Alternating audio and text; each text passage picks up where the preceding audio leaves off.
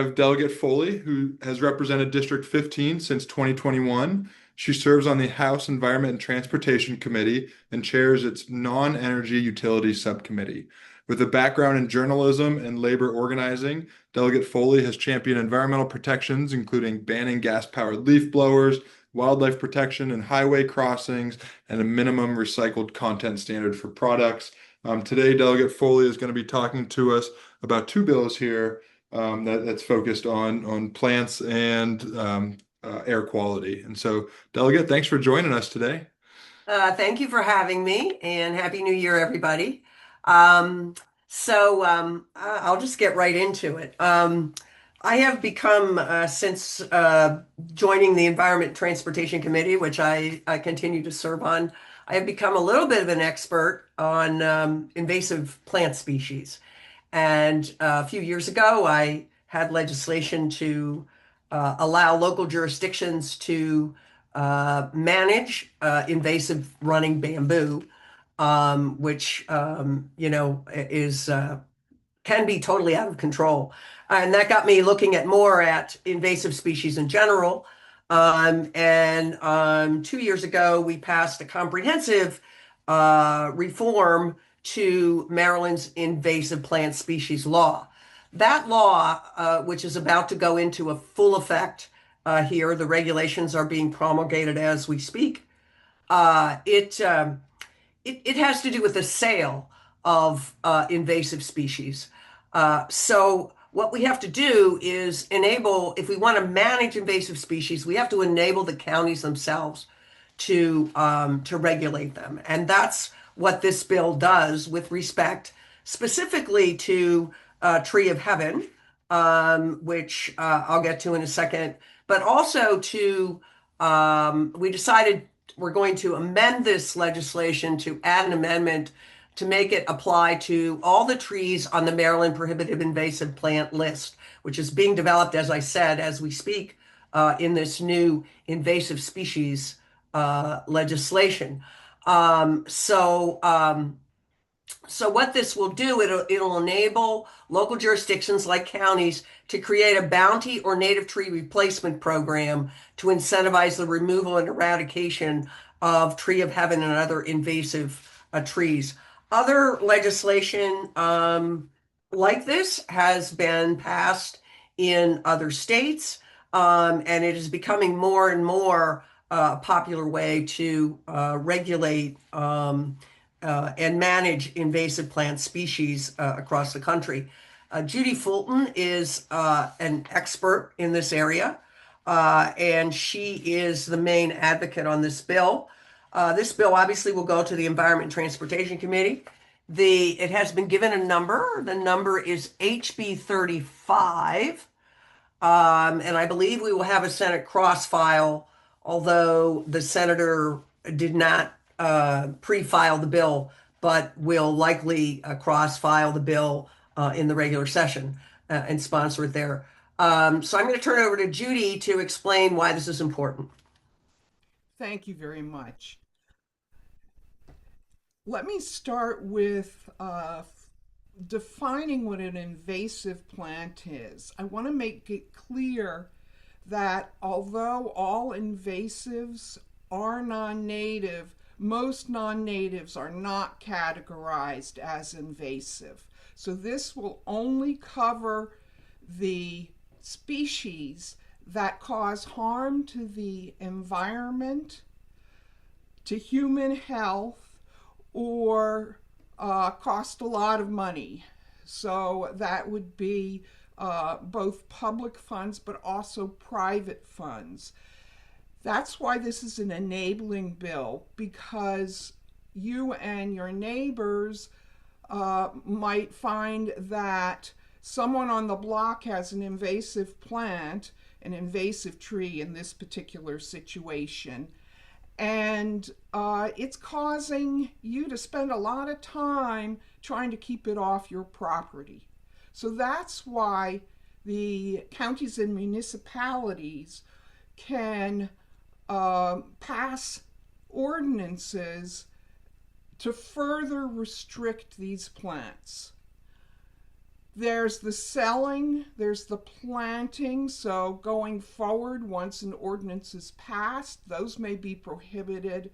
But also, this restricts their growing on another person's property. And I'm sure you've seen, for instance, bamboo, the law that was passed 3 years ago, spreading from one person's property to another. In the same way, the other invasive trees that are included here are covered by this. And Tree of Heaven, you might be aware of, not only is a problem causing harm itself to the environment and people's properties, but it's also the host plant for the spotted lanternfly, which can damage plants, especially they're very scary for vineyards because they can destroy vineyards. Personally, there are other grapes and other related plants on people's private property that can also be affected. The bounty programs is a big deal because that really provides a big incentive that has been shown to work, as Delegate Foley said, in other states. There's another important piece to this bill, in that the University of Maryland Extension is really supporting the idea here of limiting invasive plants.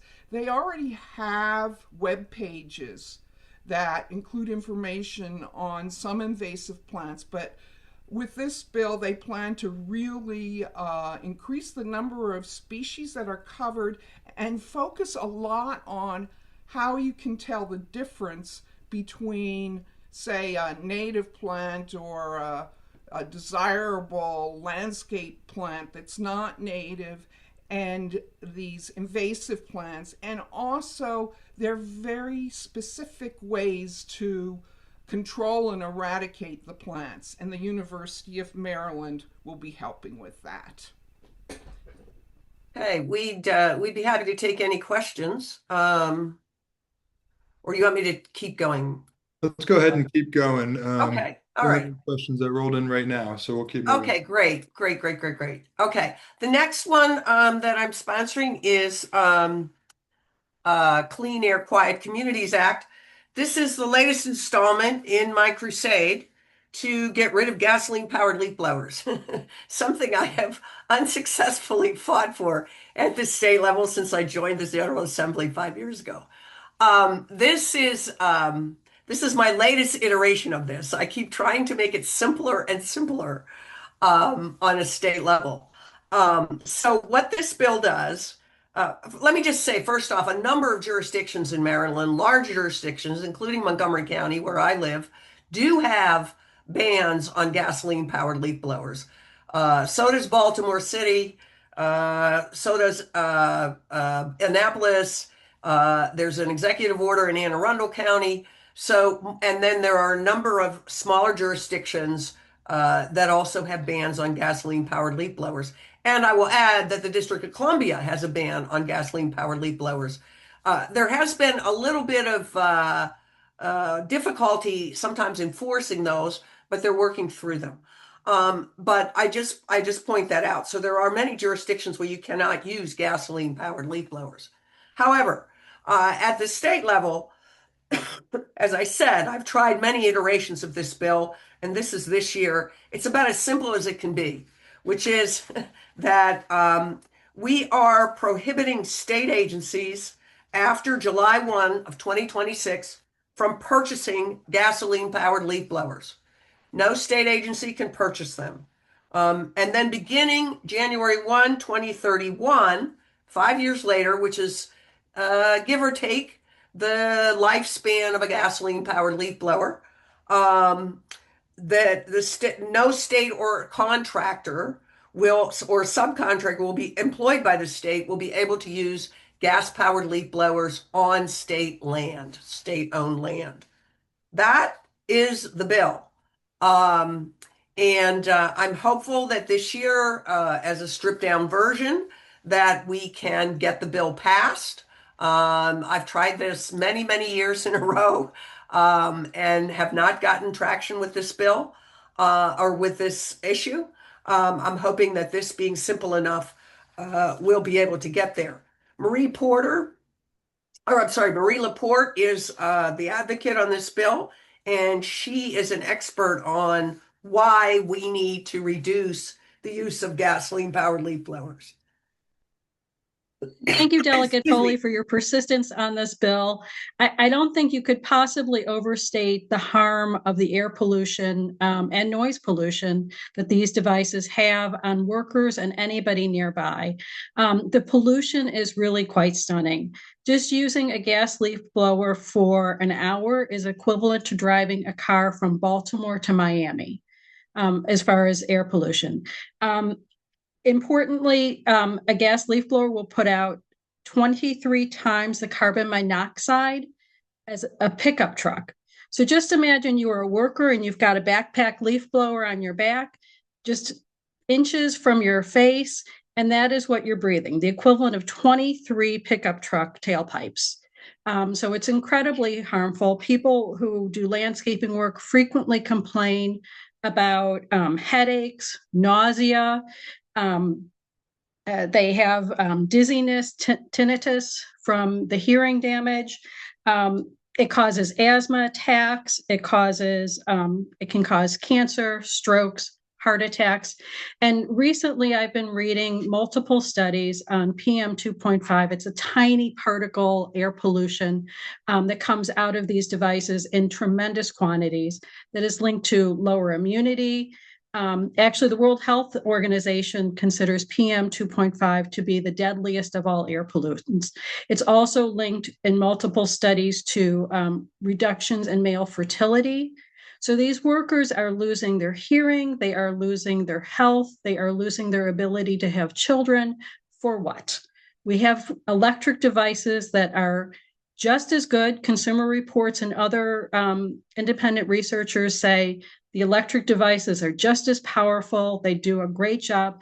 And importantly, we need to mention that while electric devices, if you're a landscaper and you need to use them all day, you might need several batteries, and those batteries are more expensive, but you save, for many landscapers, well over $1,000 a year in fuel costs.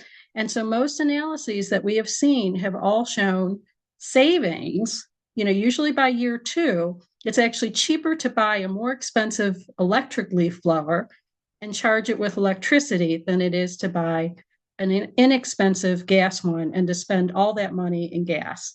So I hope that Delegate Foley can get it passed, and we're right behind her, pushing along the way. And if you'd like to help join us, just reach out and contact me. Yeah. Thank you, Marie. And I just, if I didn't mention, this is likely going, well, this has been assigned to the Government Labor and Elections Committee for hearing. And yeah, I think that about covers it. Well, we'll be happy to answer any questions, Matt. Thank you. Yeah, Thank you thank for you. letting We us we present actually the do have bill. a, yeah, oh my gosh. Well, thank you so much for bringing these forward.